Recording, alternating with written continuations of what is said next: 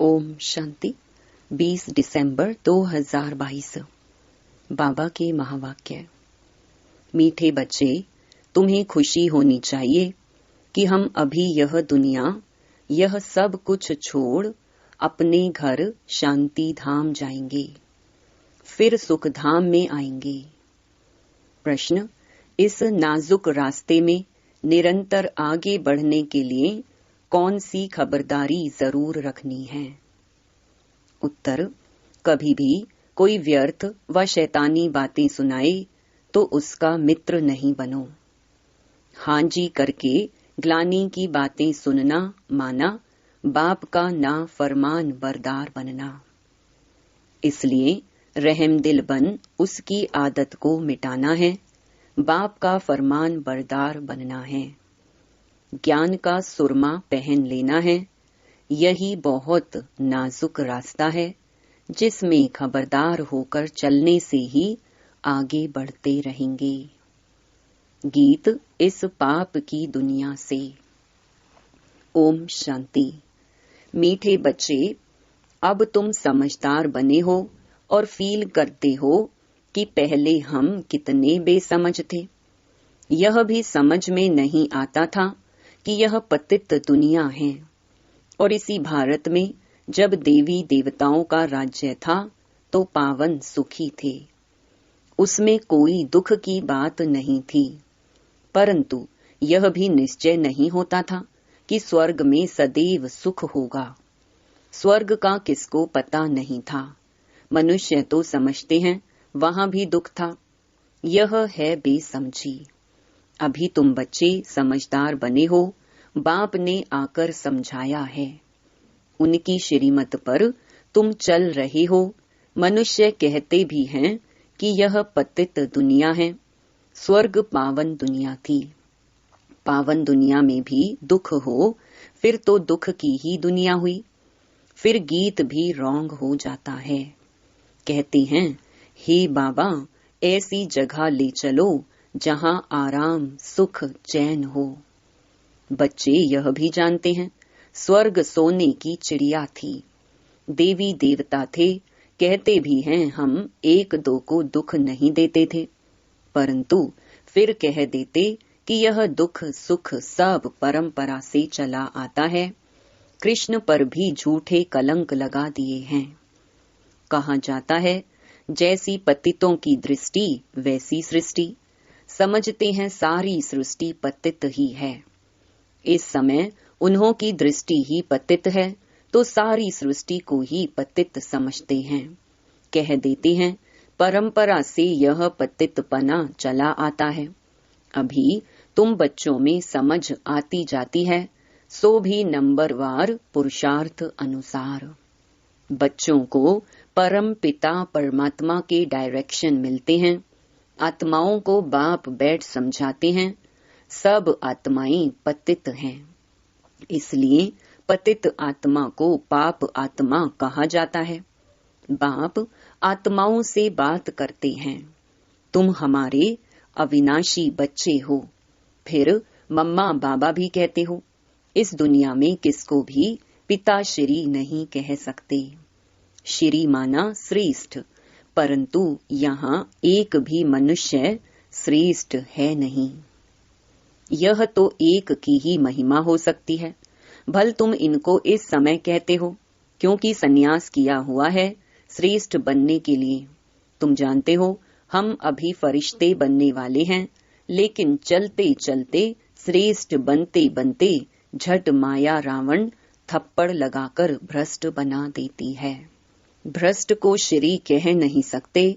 श्री लक्ष्मी, श्री नारायण, श्री राधे, श्री कृष्ण कहते हैं। मंदिरों में भी जाकर उन्हों की महिमा गाते हैं। अपने को श्रेष्ठ कह नहीं सकते। अब तुम बच्चों ने समझा है भारत श्रेष्ठ था। वहां मोत पलीती नहीं थे, शुद्ध श्रेष्ठ थे। बाप की महिमा है ना।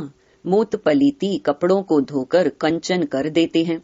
इस समय तो सभी पतित हैं। बरोबर है भी रावण राज्य।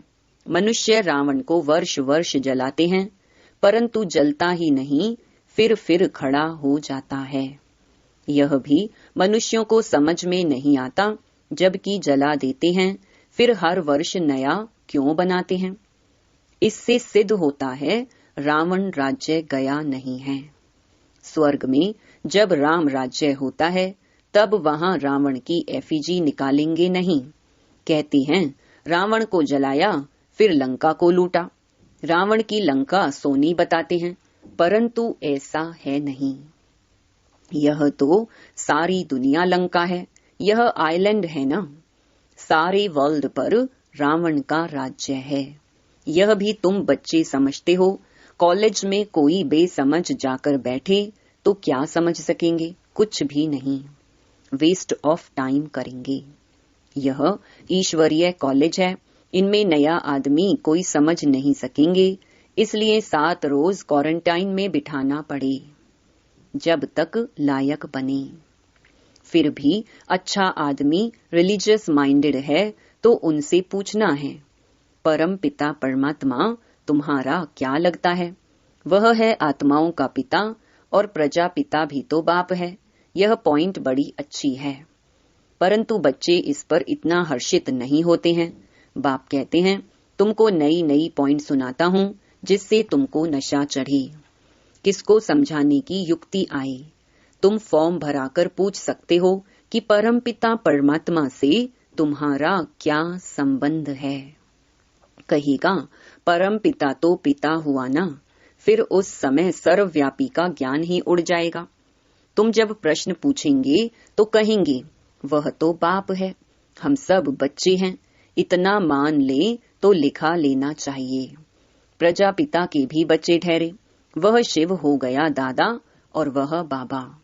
शिव बाबा स्वर्ग की स्थापना करने वाला है तो जरूर उनसे ही वर्षा मिलेगा। बहुत सहजते सहज बातें निकालनी पड़ती हैं। मित्र संबंधियों आदि के पास जाओ, उनको भी यह समझाओ। यह तो नशा है ना।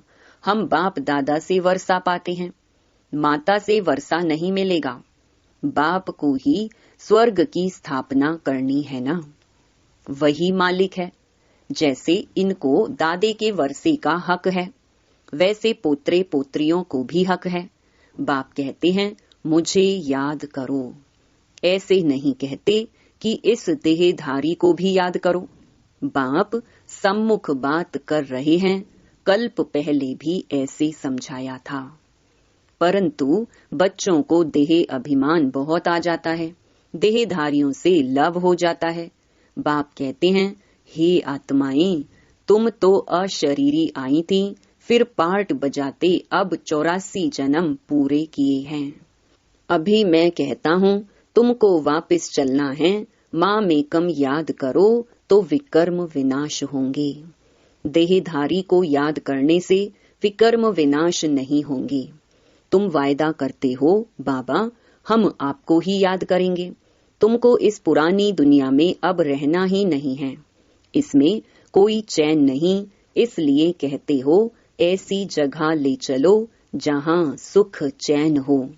तुम बच्चे जानते हो हम पहले जाएंगे शांति धाम में, वहाँ सुख का नाम नहीं लेंगे, शांति ही शांति होगी।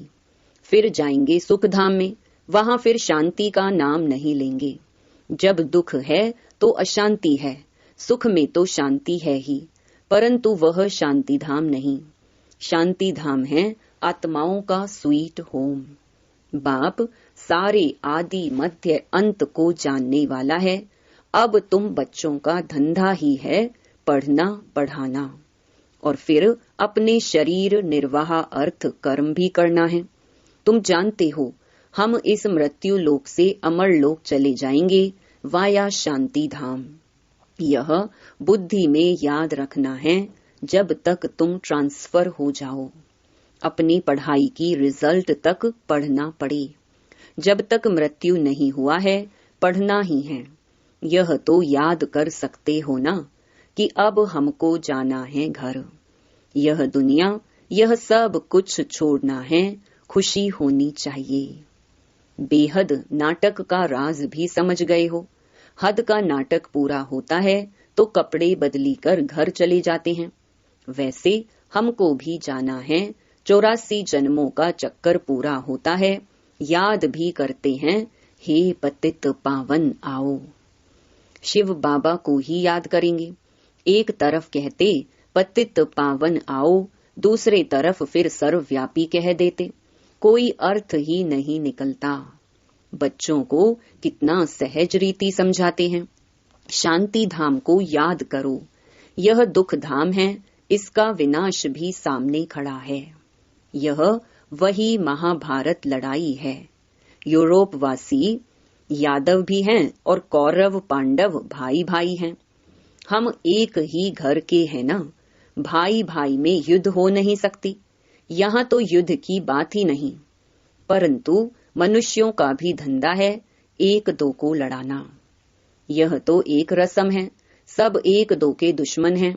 बच्चा भी बाप का दुश्मन बन पड़ता है। मृत्यु लोक की रस्म रिवाज भी सबकी अपनी अपनी है। बाप का प्लान देखो कितना बड़ा है, सबके प्लान्स खत्म कर देते और सुख धाम की स्थापना करते हैं। बाकी सबको शांति धाम में भेज देते हैं। तुम बच्चे देखते हो हम किसके सामने बैठे हैं। निश्चय है परम पिता परमात्मा ज्ञान का सागर है। इन ऑर्गन्स द्वारा हमको नॉलेज दे रहे हैं, और कोई सत्संग ऐसा होगा क्या। यहाँ बाप सामने बैठ समझाते हैं। जानते हो बाप हम आत्माओं से बात करते हैं, हम कानों से सुनते हैं। बाबा इस दादा के मुख द्वारा बोलते हैं। जो रतन बाबा के मुख से निकलते वही तुम बच्चों के मुख से निकलने चाहिए। सदैव मुख से रतन ही निकले, फालतू शैतानी बातें सुननी भी नहीं चाहिए। कई तो बड़ी खुशी से बैठ सुनते हैं। बाप कहते हैं ऐसी बातें सुनो व किसको करते हुए देखो तो बाबा को बताओ, तो बाबा समझानी देंगे, नहीं तो वह पक्के हो जाते हैं। परंतु ऐसा होता रहता है, बाबा को सुनाते नहीं हैं कि बाबा यह फालतू बातें सुनाते हैं, इनको मना की जाए तो आदत मिट जाए। बाप सभा में समझाएंगे, परंतु ऐसे के फिर मित्र बन जाते हैं। माया अच्छे अच्छे बच्चों की बुद्धि भी पत्थर बना देती है। बाप के फरमान बरदार बच्चे बनते ही नहीं हैं। बड़ा नाजुक रास्ता है, इसमें बड़ी खबरदारी रखनी चाहिए। रहम दिल बन किसमें आदत है तो मिटानी चाहिए, हाजी करके सुनना नहीं चाहिए। बाबा जो सुखधाम का मालिक बनाते हैं, ऐसे बाबा की ग्लानि तो हम कभी नहीं सुनेंगे। हमको तो शिव बाबा से वर्षा लेना है, और बातों से क्या ताल्लुक। कोई सुने न सुने, हम तो ज्ञान का सुरमा पहन लें। कोई ज्ञान अंजन पाते हैं, कोई तो फिर धूल अंजन पाते हैं, उससे ज्ञान का तीसरा नेत्र खुलता ही नहीं है। बाबा इतना तो सहज कर समझाते हैं, जो कैसा भी रोगी अंधा लंगड़ा हो वह भी समझ जाए। अल्फ और बे 2 अक्षर हैं।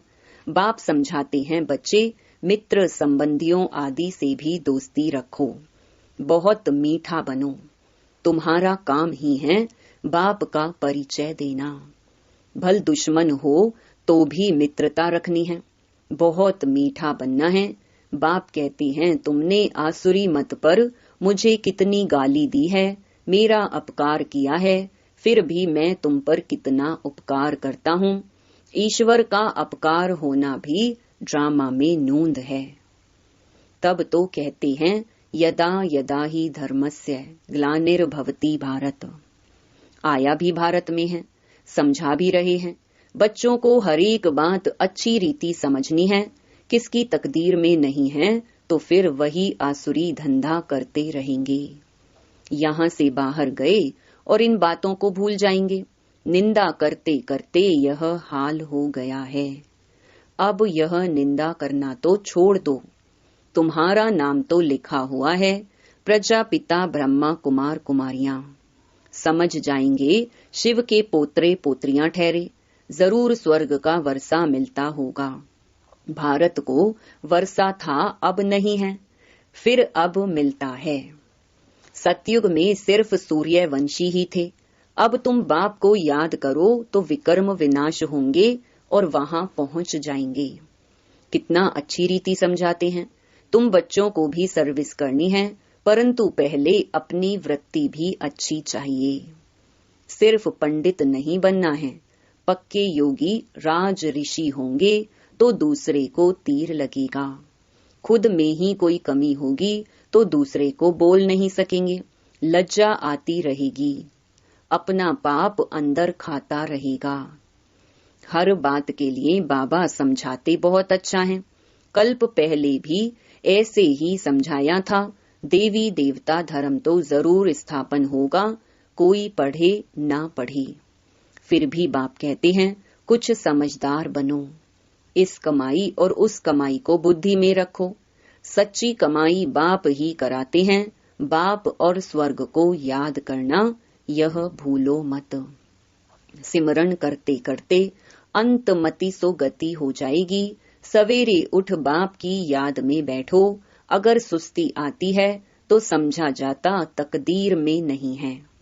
ऐसी प्रैक्टिस करनी है जो अंत में देह भी याद ना पड़े।